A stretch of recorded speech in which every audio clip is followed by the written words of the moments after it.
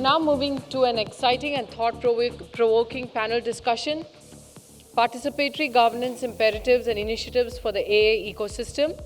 This panel will explore the critical role of participatory governance within the AA ecosystem as it scales up and use cases become more diverse. Experts will share insights on how a fair use framework for AA system is critical to enhancing customer trust and inclusivity. Our moderator for this panel is Vamsi Madhav, the CEO of Finvu AA, a leading account aggregator in India. Previously, he served as CEO and a founding member of Digi Sahmati Foundation. Our panelists are Mr. Puneet Singh, part of the leadership team at ICICI Bank with over 20 years of experience in the BSFI sector. Next, we welcome Mr. Fakhri Sarjan, President and Chief Risk Officer at Bajaj Finance. We are also joined by Mr. Anish Kumar, who has held key roles at NSC, NSDL, and MSC, and currently serves as the Chief Risk Officer at Fintech Technologies.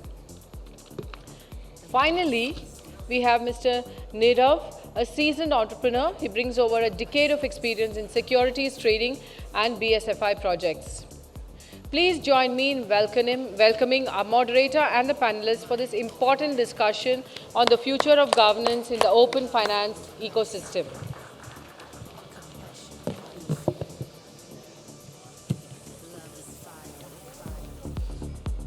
Please lock the doors after such an exciting demo, and then if you announce tea for boring panel discussions, that's a tough act to follow.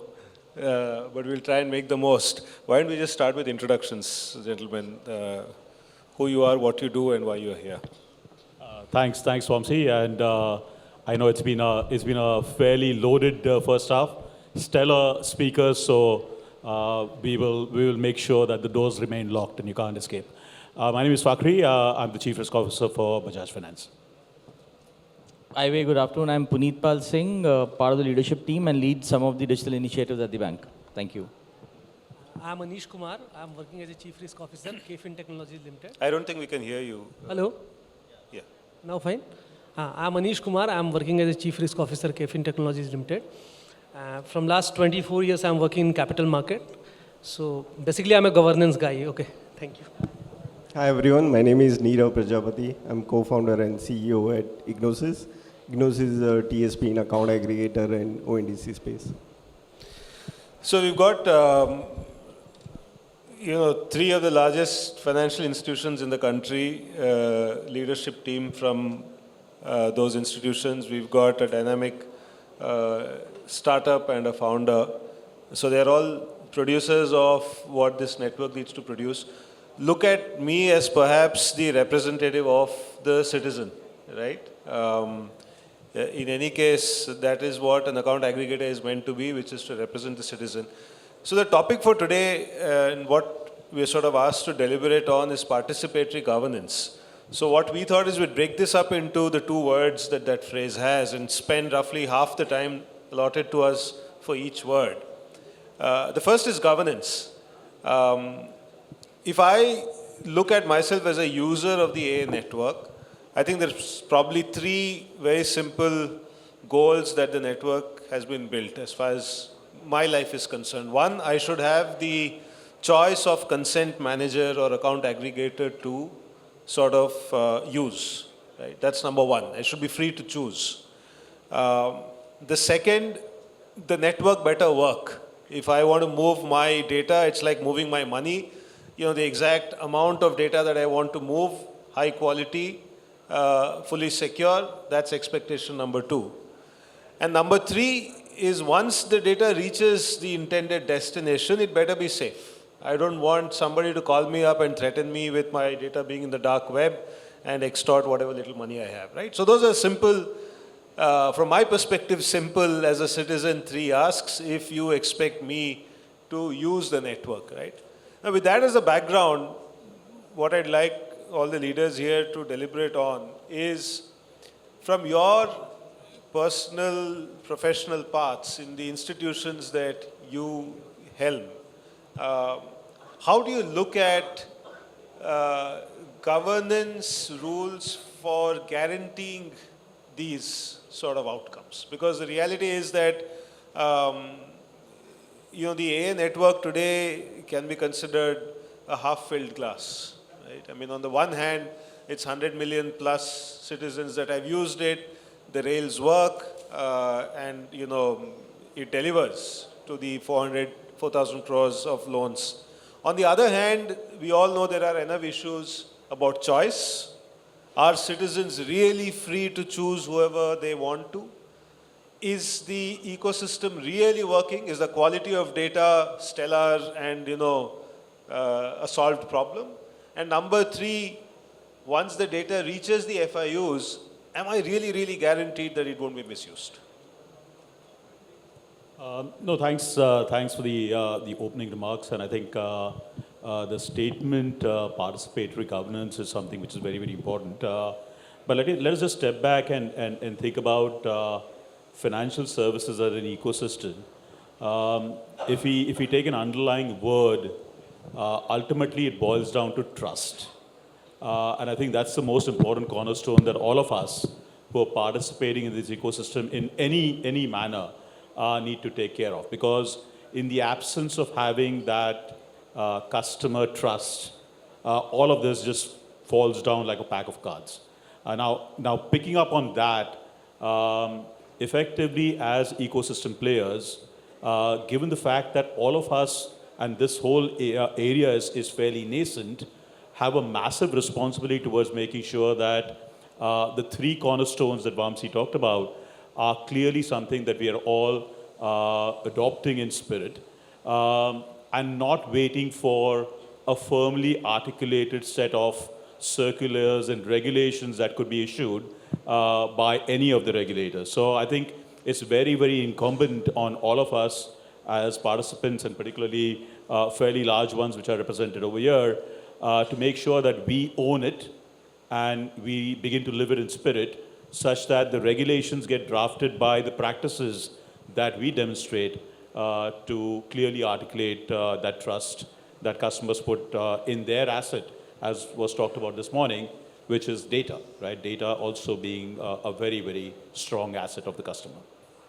Fakhri, before you hand it off, we all know Bajaj obviously is a huge institution and data must be absolutely central to the strategy. If you could just speak about a few practices as the risk officer of the company that you are sort of responsible for in terms of responsible usage of data.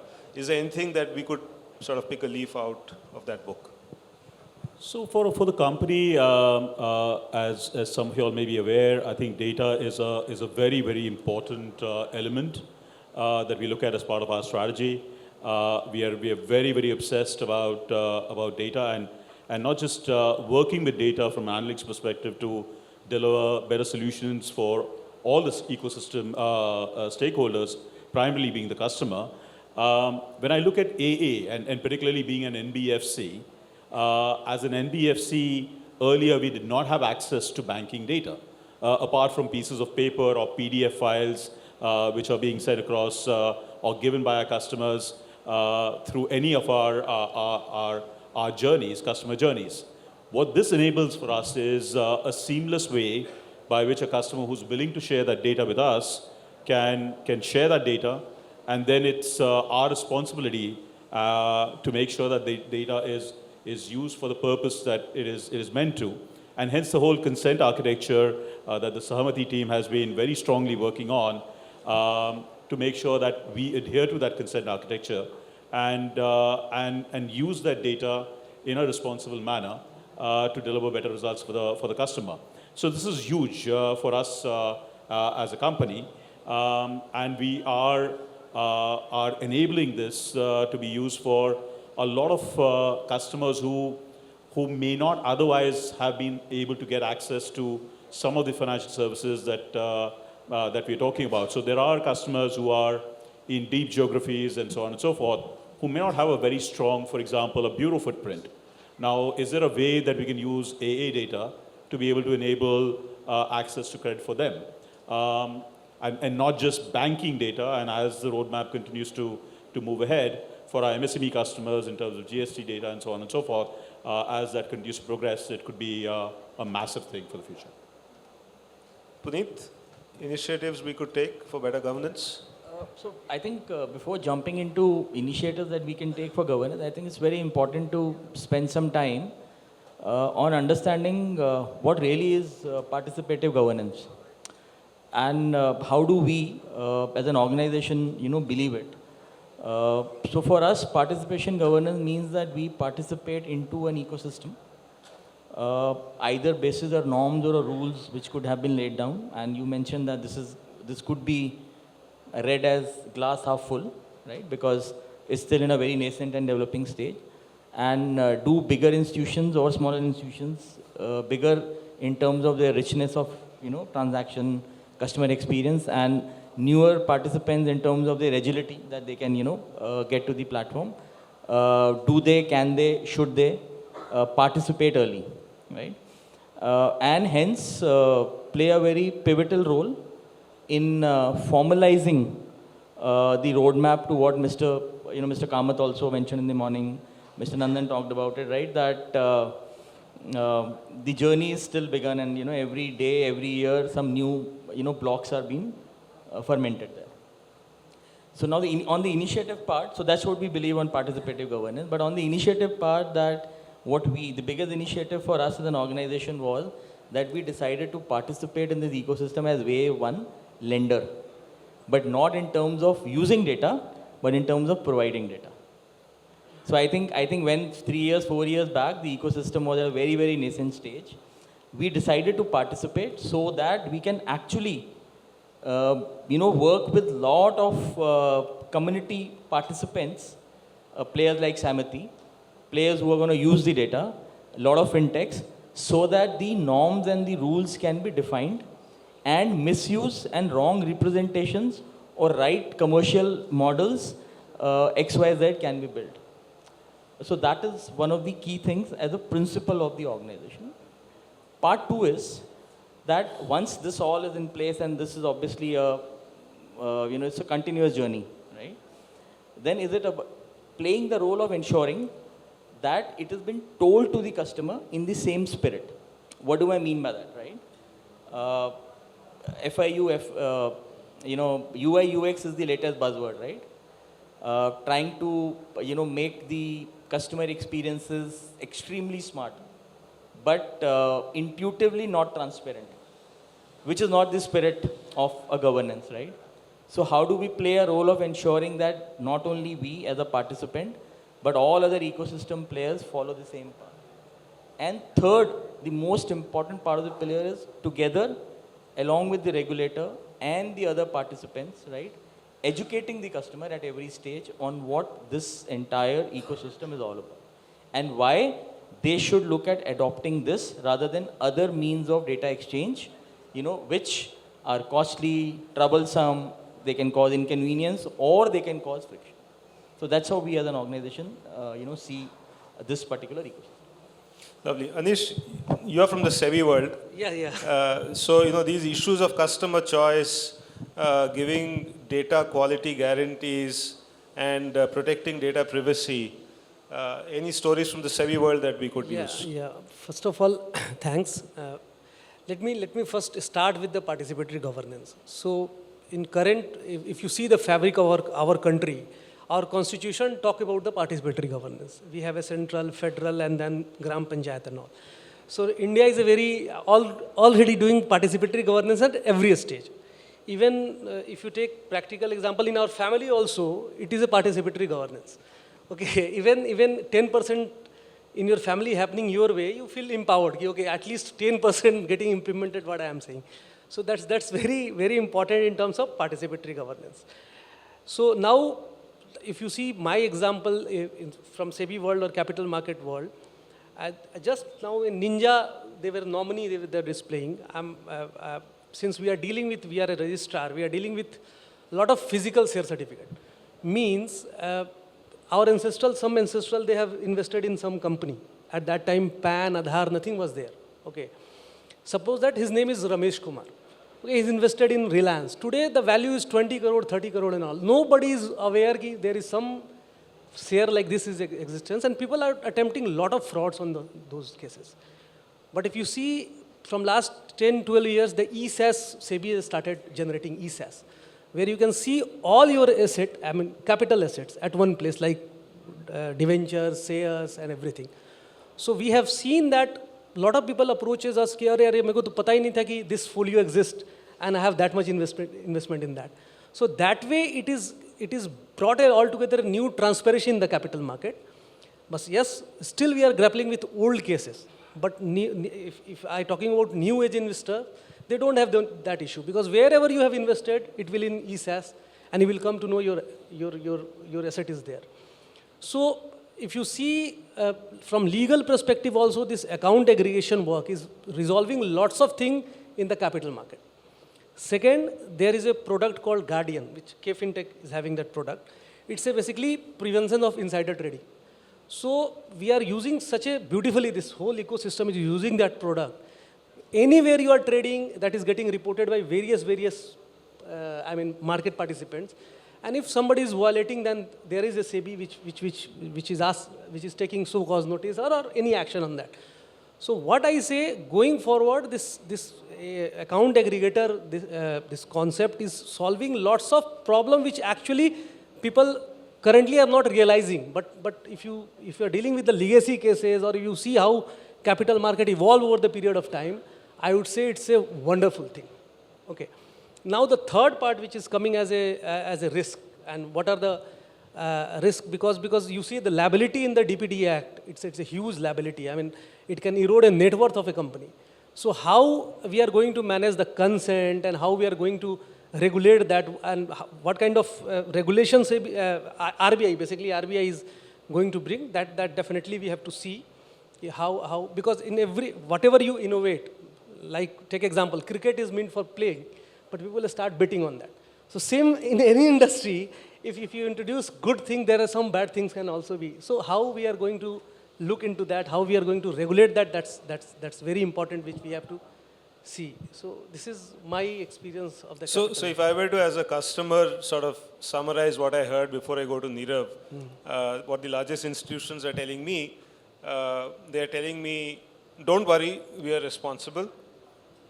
They're telling me, we are not only being responsible, but we are being early adopters, and we are helping others be responsible, and we are co-creating means of educating customers about how this is safe and sound. And we are also educating them about the benefits that this could bring about to my life, so that you can further propel me to use it, right? We still haven't sort of closed the loop on how will my concerns that prohibit me from using it at scale can be addressed. And those concerns are, again, choice. Those concerns are, I'm happy to use it, but will it work? Quality. And those concerns are, of course, which have partly been addressed to a great deal. Once I do give my data, whose neck is on the line if that data is stolen? And there are enough assertions there in place, right? But Nirav, your role as somebody that really does a lot of the groundwork for the institutions, what do you have to say about how these concerns can be met? So I'll try to cover like what are the checks and balances that are in play today, right?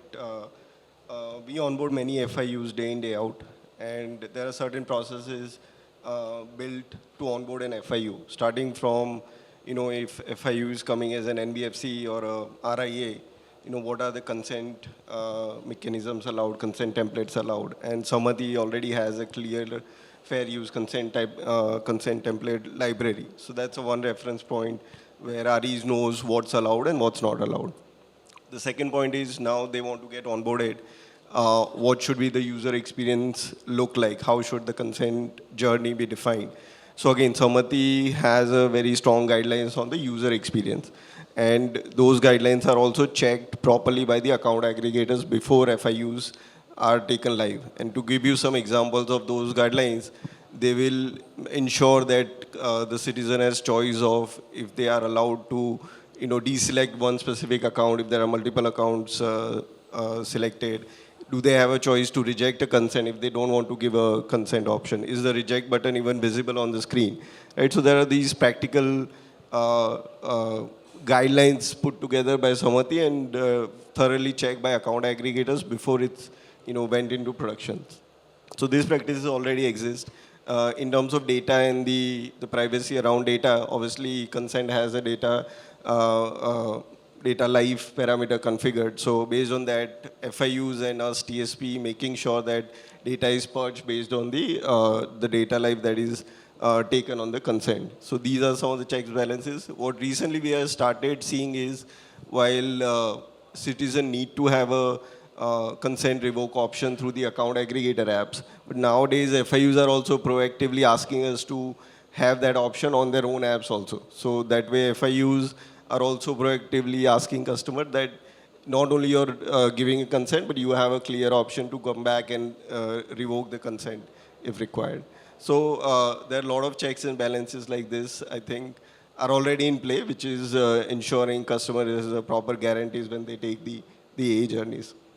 So which brings me, I think, to the second part of the need for participatory behavior, because those checks and balances that Nirav spoke about, and I know Shalini and Geeta have a session later to elaborate what those are, but those are around fair use rules that define the maximum values, to manifest the spirit of limitations, right? Frequency limitation, collection limitation, purpose limitation. So there are fair use rules that Sahmati has published. There are dark pattern detection mechanisms and guidelines for customer experience on the front end, because digital consent is fundamentally digital. So you've got to ensure that there aren't anti-patterns in the digital journey and so on.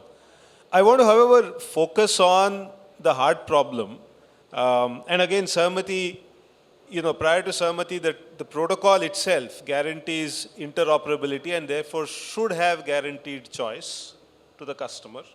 Sahmati Net, which I know Siddharth and team are going to speak about, is an attempt to sort of, further solve that problem.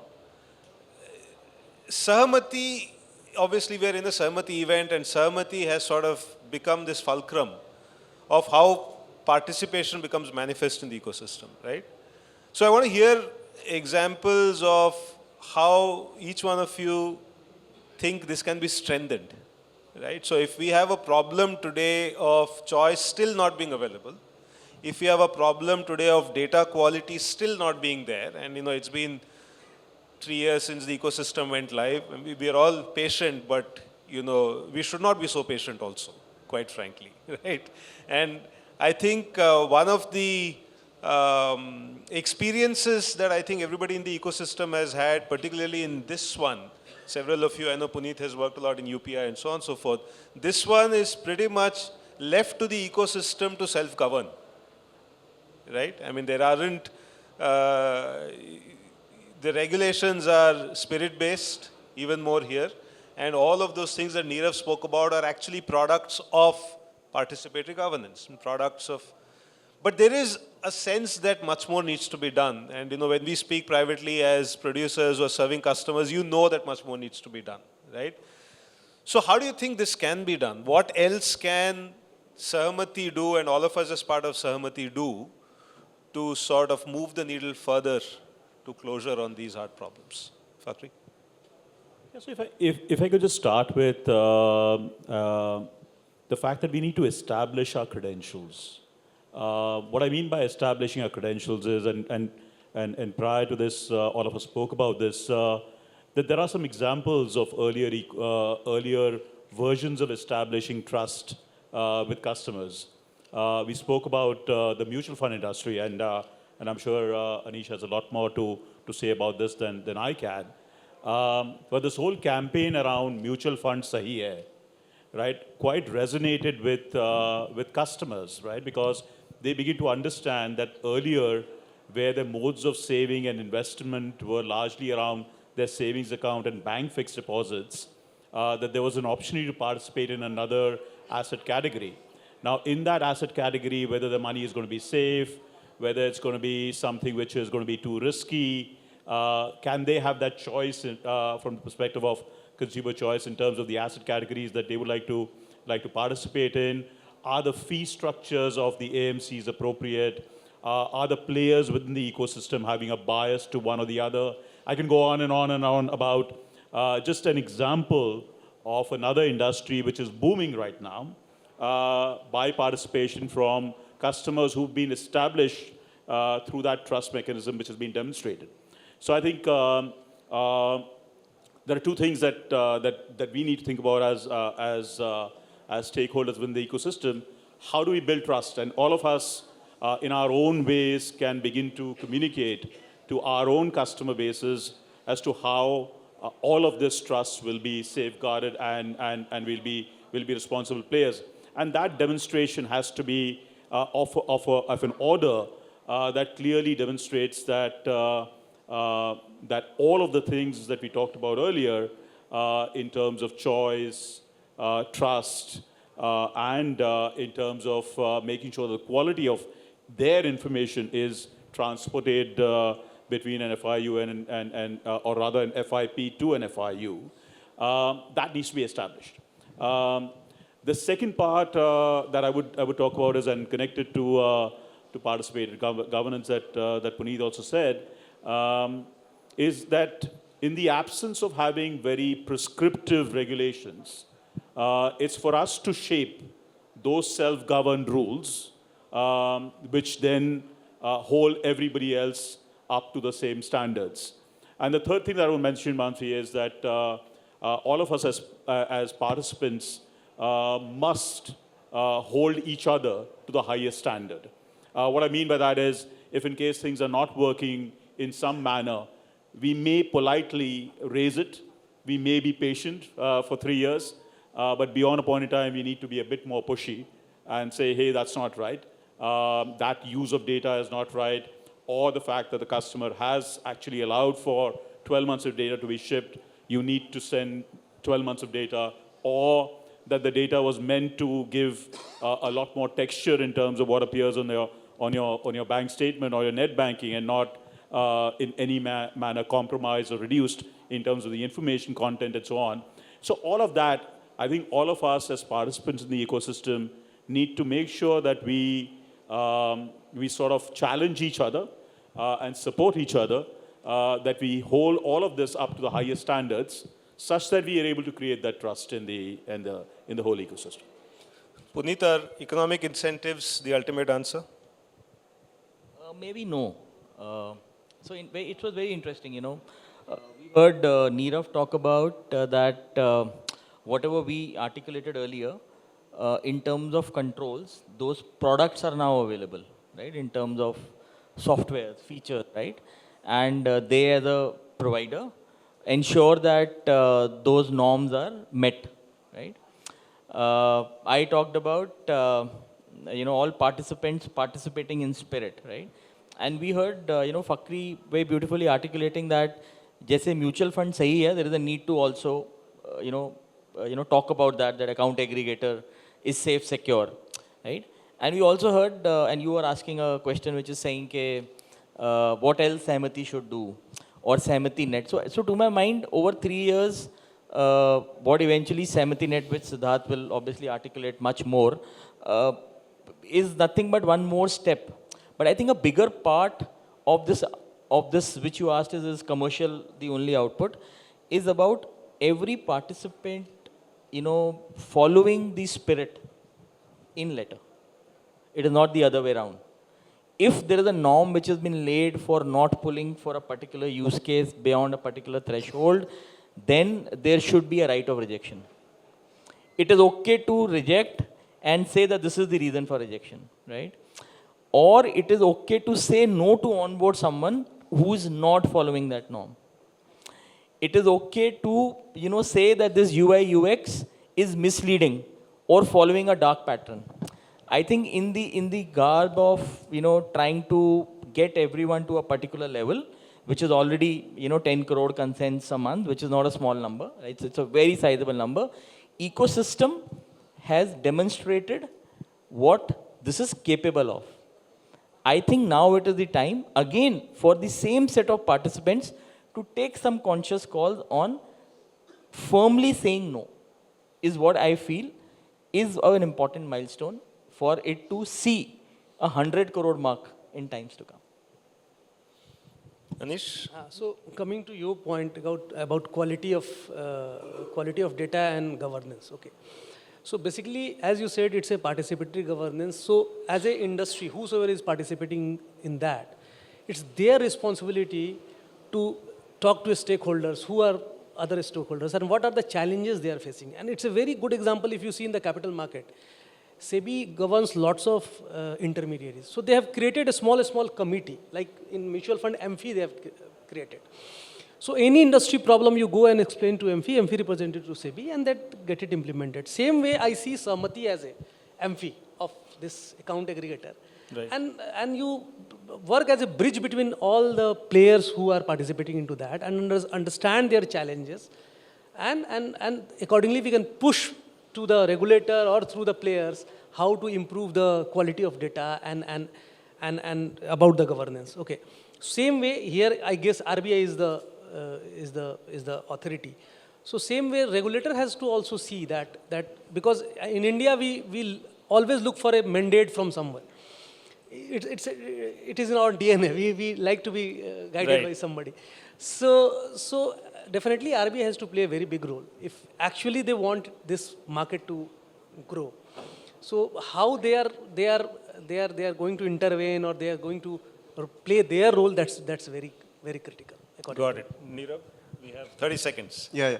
I'll try to give you a practical example of, see, there is always new use cases are being built and people are coming up, can I build this use case or not, right? Like, I'll give you an example, like an RE comes to us and they are like, a customer comes to us once a month, makes a payment and doesn't come back. This is our app. We want to increase an engagement on the app. How do I do? And they are like, this PFM on account aggregator is a very powerful feature. Can I do PFM now? Is it allowed? So typically the way we approach this kind of new use cases for the RE is like, does your license charter allow this use case or not? That's a one question. So typically their answer is we are not sure. Is your compliance comfortable with this use case or not? So they are usually, because it's a new ecosystem, they're not fully aware of it.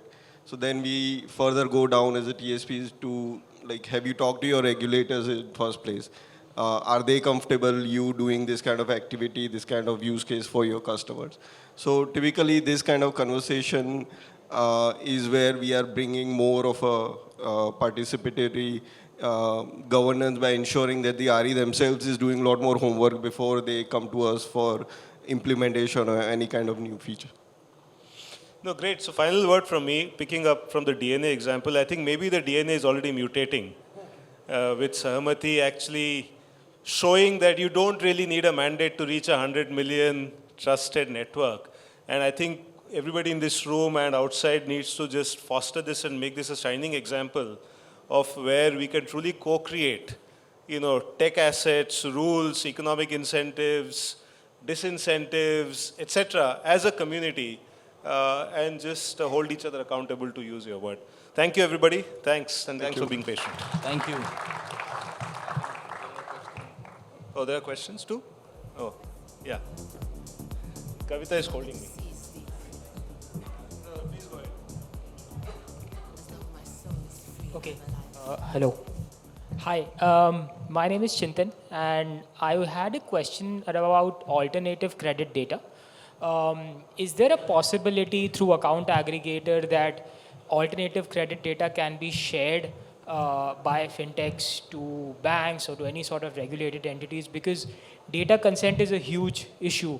And a lot of alternative credit data will be collected either through geospatial, through IoT, and that can be used for underwriting in sort of foreseeable future.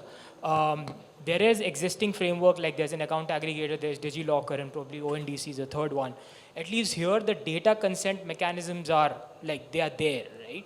But everywhere else, if for a fintech, it's very difficult. They'll have to incorporate the whole data consent mechanism at their end. But if they are able to participate in one of the three places which I said, it's easier for them to sort of share that data to the regulated entities. So just wanted to get your thought on that. Thank you.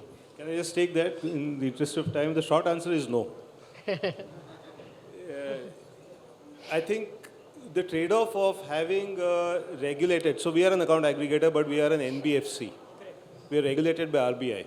And therefore, the trade-off is that our boundaries are clearly defined by RBI as to who can be an FIP, who can be an FIU, what FI types can we share. Everything is written down as part of a spec. While it is open, it is still a spec that everybody needs to respect. So if a fintech wants to take alternate credit data and give to somebody else, but use the rails that account aggregators have built because there's consent and there is plumbing behind, in theory, that is exactly how it should be.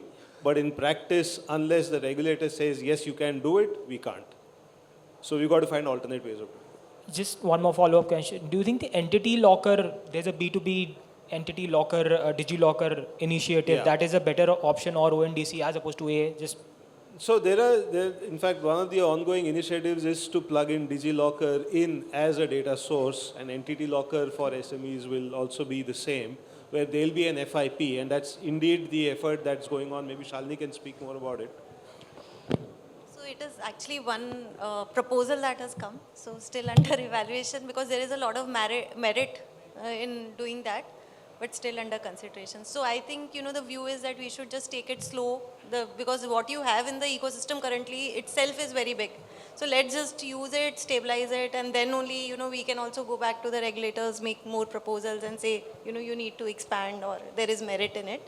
So that is the approach we are taking. The panel is available outside if you all want to talk to them. And basically thank you so much. A way for us to say go outside.